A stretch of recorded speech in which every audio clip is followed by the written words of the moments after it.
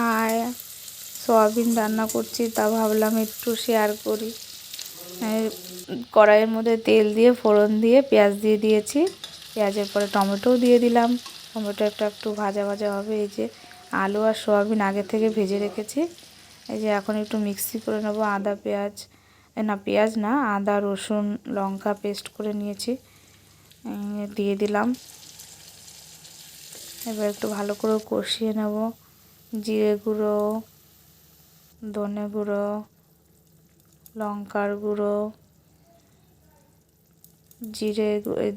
হলুদ গুঁড়ো সব কিছু দিয়ে এবার একটুখানি নাড়িয়ে সুন্দর করে একটু কষিয়ে নেব। ভালো করে কষাবো। দেখো কি সুন্দর লাল লাল হয়েছে।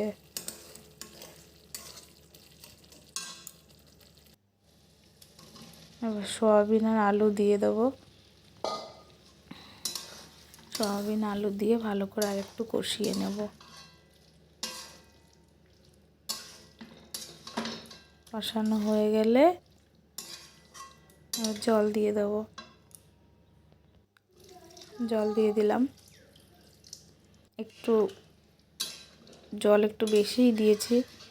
আমার ছেলে আমার বর একটু জল একটু ঝোলা ঝোলা একটু বেশি খায়। পাতলা যে হয়ে গেছে। টাটা।